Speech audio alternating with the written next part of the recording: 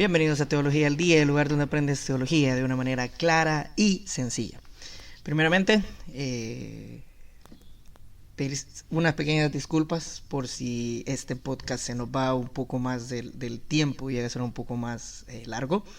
El día de ahora me gustaría hablar sobre las 7 iglesias del Apocalipsis. Tema sumamente importante, vamos a ver algunas interpretaciones y si es que existe algún simbolismo en las iglesias que aparecen en Apocalipsis 2 y 3. Como muchos sabrán, es necesario señalar el lenguaje de Apocalipsis, puede llegar a ser simbólico. Ahí se habla de números, colores, minerales, joyas, animales, estrellas, candeleros, y cada una de estas cosas representan personas o cosas verdaderas. Si les gustaría que hagamos un estudio al respecto sobre eso, lo pueden dejar en los comentarios. Por ejemplo, notemos lo que dice Apocalipsis 1:20, donde leemos: el misterio de las 7 estrellas que has visto en mi diestra y de los 7 candeleros de oro. Las 7 estrellas son los ángeles de las 7 iglesias y los 7 candeleros que has visto son las 7 iglesias. Juan vio en visión 7 candeleros de oro y en medio de los 7 candeleros a uno semejante al Hijo del Hombre que tenía en su diestra 7 estrellas.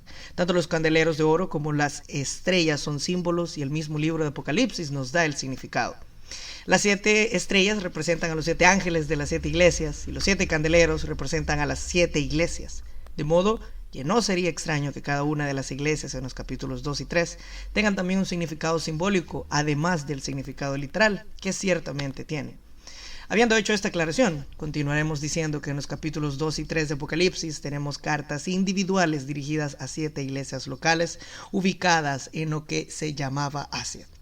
Estas cartas pueden hallar aplicación en al menos 3 diferentes maneras. Los ámbitos de interpretación de las cartas son de índole local, exhortación, personal y profético, siendo este último el que aporta más datos históricos a la comprensión de las cartas. Todas las cartas, salvo una excepción, disponen de una misma estructura o bosquejo de presentación. Punto 1. El título de Cristo. Número 2, motivos de alabanza. Número 3, motivos de reprensión. Número 4, la exhortación. Número 5, las promesas. Número 6, curiosidades. Aquí podemos decir que son detalles que requieren una atención especial. Vamos a ver algunas interpretaciones que hay sobre esto. Y es que la primera interpretación es partiendo de una interpretación literal. Las cartas describen las condiciones que existían en la realidad en las 7 iglesias locales durante el tiempo que Juan estaba escribiendo el Apocalipsis. La segunda manera de interpretación es que las cartas a las 7 iglesias nos dan una vista del cristianismo en la tierra en cualquier momento de su historia. Con esto queremos decir que en cada instante de la historia de la iglesia han existido en mayor o menor grado todas las cartas de las características de las 7 iglesias de Asia. Partiendo de esta manera de explicación, podemos afirmar entonces que hoy en día existen iglesias locales semejantes a la iglesia de Éfeso, en las cuales se perdió el primer amor. Existen iglesias locales semejantes a la iglesia de Esmirna, en las cuales se experimenta el fuego ardiente de la persecución. Hay iglesias locales parecidas a la iglesia de Pérgamo, en las cuales el gobierno de los países y las iglesias hacen sus compromisos solemnes de cooperación mutua. Existen iglesias parecidas a Tiatira, en las cuales se tolera falsa doctrina con consecuencia inevitable de falta de santidad en sus miembros. Existen iglesias locales parecidas a la iglesia de Sardis, en las cuales no existe sino mera formalidad, mundanalidad y política. Y existen también iglesias semejantes a la de Filadelfia, en las cuales hay un despertar por alcanzar a los perdidos con el Evangelio de Cristo.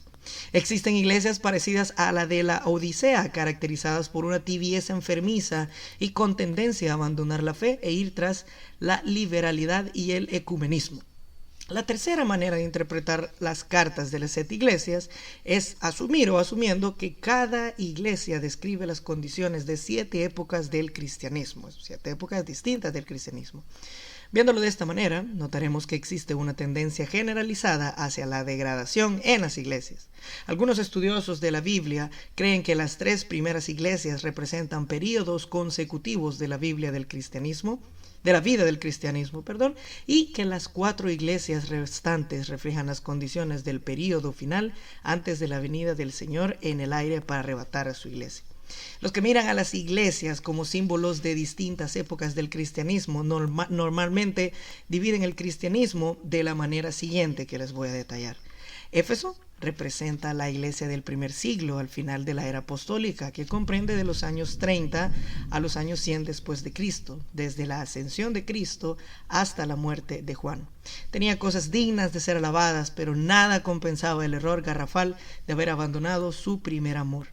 Esmirna representa el período de las grandes persecuciones a partir del final del primer siglo hasta el año 316 después de Cristo aproximadamente, y representa proféticamente el período persecutorio que comprende los 100 años hasta el 313 después de Cristo, desde la muerte del apóstol Juan hasta el edicto tolerante de Constantino. Durante esta época, la iglesia se desangró por la furia irracional de la persecución romana. Pérgamo representa la iglesia cristiana establecida en el mundo bajo la égida del emperador romano Constantino, y este período abarcó desde el año 316 después de Cristo hasta el siglo V después de Cristo, y representa, proféticamente podríamos decir, el período imperial que comprende los años 313 después de Cristo hasta el 476 después de Cristo, desde el edicto tolerante de Constantino hasta la caída de Roma. En esta época la iglesia se vio forzada a comprometer sus convicciones para agradar al Estado. El matrimonio de la iglesia con el Estado jamás ha sido bien visto por Dios, ya que produce aberraciones que contradicen el verdadero propósito de la iglesia. Tiatira representa el período comprendido entre el siglo V hasta el siglo XV y representa proféticamente el período medieval que comprende los años 476 después de Cristo hasta el 1517 después de Cristo, desde la caída de Roma hasta la famosa Reforma Protestante. Por 1000 años aproximadamente la iglesia cayó en doctrinas y prácticas totalmente reñidas con la palabra de Dios. Por la gracia y misericordia de Dios se mantuvo siempre un remanente fiel que, a pesar de la corrupción reinante, supo mantenerse firme sobre la roca que es Cristo, y que eventualmente provocó lo que se llama la Reforma con Lutero a la cabeza. Sardis, esta simboliza el periodo comprendido entre el siglo XVI y XVII, el periodo de la post-reforma. Representa proféticamente el periodo de la Reforma Protestante, que comprende los años 1517 hasta el 1750 después de Cristo. Desde el comienzo de la Reforma Protestante hasta el comienzo del despertamiento espiritual, hay que tener muy presente que la reforma que adelantó Martín Lutero nunca en ningún sentido fue perfecta, completa o integral. Durante esta época la iglesia cayó en un letargo carente de realidad, con la mundanalidad que como cáncer debilitaba su fundamento. La triste condición de la iglesia hasta antes de la reforma era de muerte y desaparición. El catolicismo había caído ya en un casi total degradación espiritual, su moral ya no valía nada. El monje agustino alemán Martín Lutero, al constatar toda la corrupción imperante en Roma en un viaje suyo a esta, no pudo menos que a su regreso buscar la salida, y esta fue clavar sus famosas 95 tesis en la puerta de la catedral de Wittenberg, pidiendo una reforma doctrinal y moral. Y la respuesta que obtuvo Roma fue el intento de asesinarlo. Lutero se salvó la vida providencialmente y dio inicio a un movimiento de restauración. Había descubierto, entre otras cosas, la forma correcta de acercarse a Dios para ser salvo, la justificación por la fe. Como bien pudo enseñarla el apóstol Pablo, pero claro, respondiendo al espíritu de la época de herejía y mundanalidad, fue fácilmente tachado de hereje por los herejes. Una vez más, Roma, el papado, había causado otro cisma. El primero fue con la iglesia oriental, totalmente inconveniente para la iglesia de Cristo debido a su arrogancia, prepotencia y envidiosamente vano. En este caso, los dos cismas que menciono fue el primer cisma que tuvo con la iglesia oriental, y el segundo cisma es este que ocasiona con las 95 tesis de Lutero. Filadelfia representa el período comprendido entre los siglos XVIII y XIX, cuando surgieron grandes avivamientos y esfuerzos evangelísticos que dieron como resultado el envío de miles de misioneros por todo el mundo. Podemos decir que representa el período del despertamiento espiritual, lo que se le conoce como el despertamiento espiritual, que comprende los años de 1750 después de Cristo hasta 1960, desde el comienzo del despertamiento espiritual hasta el comienzo del entibiamiento de la iglesia. Y llegamos a la Odisea. Esta representa a la iglesia de los últimos días, caracterizada por la tibieza y la apostasía. Esta es la iglesia de los grandes esfuerzos ecuménicos y la tendencia cada vez más creciente hacia la liberalidad. Representa proféticamente el periodo de tibieza que comprende los años 1960 hasta nuestros días. Desde el comienzo del entibiamiento de la iglesia hasta la segunda venida del Señor, en los años 60, punto de partida del periodo de la Odisea, tomó fuerza la malamente llamada teología o evangelio de la prosperidad, que muchos saben que es muy famoso al día de ahora. Y a partir de esta década, esta teología comenzó a hacer serios estragos en el estado espiritual de la iglesia. Este se ha convertido en el caldo del cultivo de la herejía destructiva y diabólica, y de esta manera se ha cumplido la palabra profética del Apocalipsis sobre el período final de la iglesia, que es la Odisea, una iglesia inclinada hacia lo material, hacia el dinero.